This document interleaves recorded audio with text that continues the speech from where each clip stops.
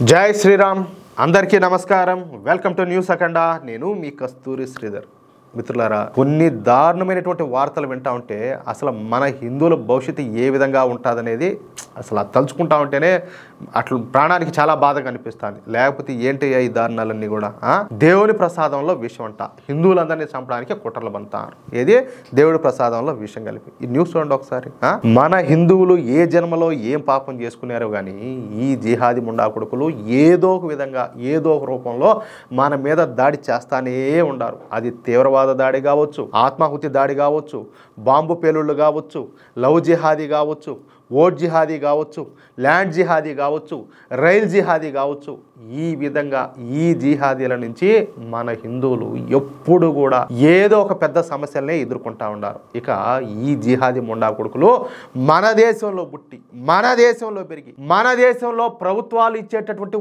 ఉచిత పథకాలను ఎంజాయ్ చేస్తా మన దేశంలో ఊరపందులు మేసినట్టు మేస్తా మన దేశానికి ద్రోహం తలపెడతారు పైగా మన శత్రు దేశమైనటువంటి పాకిస్తాన్కు వంతమాడతారు మన దేశంలోని హిందువులందరినీ కూడా అంతమొందించి ఎలాగైనా సరే 2047 నాటికి మన దేశాన్ని ఇస్లామిక్ రాజ్యంగా తయారు చేయాలనేది వీళ్ళ టార్గెట్ అందుకోసం వీళ్ళు రకరకాల ప్రయత్నాలన్నీ కూడా చేస్తారు అయితే 2014లో నరేంద్ర మోడీ ప్రభుత్వం ఏర్పడిన దగ్గర నుంచి వీళ్ళ ఆటలు పెద్దగా సాగడం లే మోడీ ప్రభుత్వం ఎక్కడికక్కడ ఈ స్క్రూలు బోట్లన్నీ టైట్ చేస్తూ ఉండడంతో ఈ జిహాదీలు ఏం చేయాలో తెలియక తణుకు చచ్చారు అర్థమవుతుందా హిందువులను చంపడానికి ఇప్పుడు కొత్త కొత్త మార్గాలన్నీ కూడా అన్వేషిస్తున్నారు ఇందులో భాగంగానే ఇప్పుడు మరొక అతిపెద్ద కుట్ర వెలుగులోకి వచ్చింది అదేంటయ్యా అంటే మనం దేవుని ప్రసాదాలు తింటాం కదా ఆ దేవుని ప్రసాదాల్లోనూ అలాగే మనం తాగేటటువంటి పానీయాల్లోనూ నీళ్లలోనూ మనం తినేటటువంటి ఆహారంలోనూ విషాన్ని కలపాలని చెప్పి చూశారు చూడండి ఈ వార్త ఎంత దారుణంగా ఉంటుందో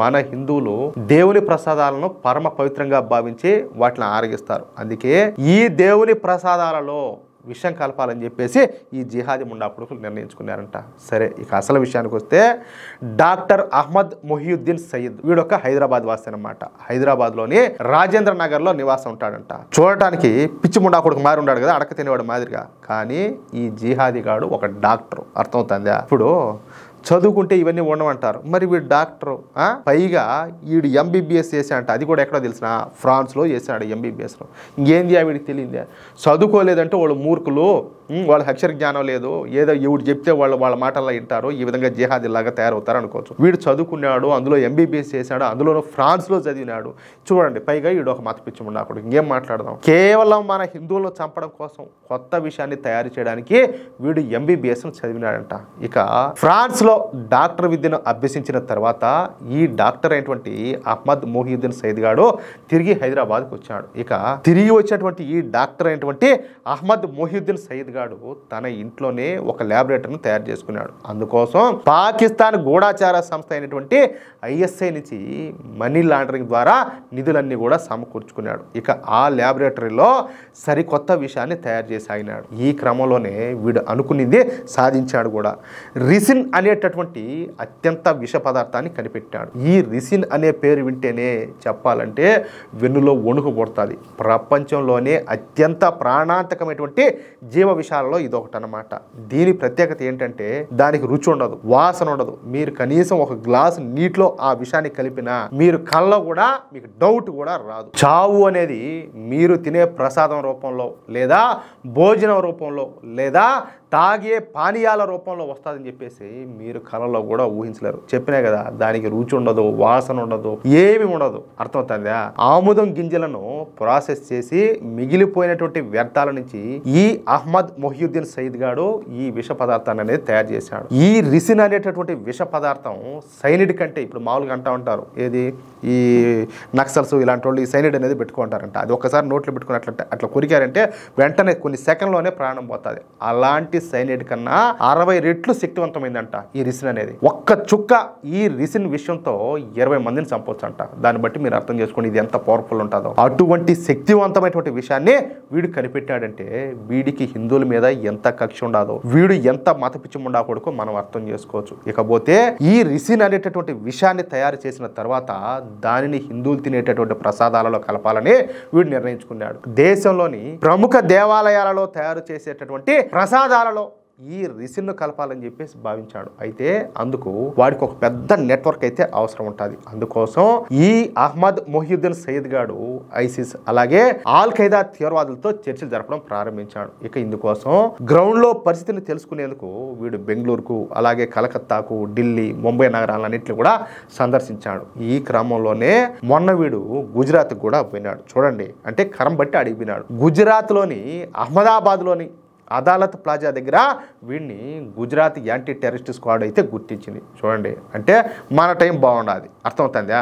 అంతే. ఇక గుజరాత్ ఏటీఎస్ కమాండోలు వీడిని వెంటనే అదుపులోకి తీసుకున్నారు. ఒక రహస్య ప్రదేశానికి తీసుకొని పోయి వీడిని ఉతికి పిండి ఆరేశారు. అప్పుడు వీడు నిజమంతా కూడా బయటికి గక్కినాడు అనమాట. నేను రిసిన్ అనేటటువంటి విష పదార్థాన్ని తయారు చేసినాను, దాన్ని ప్రసాదాల్లో కలపడానికి మనుషుల కోసం తిరుగుతున్నానని చెప్పేసి అసలు విషయం అయితే కక్కేశాడంట.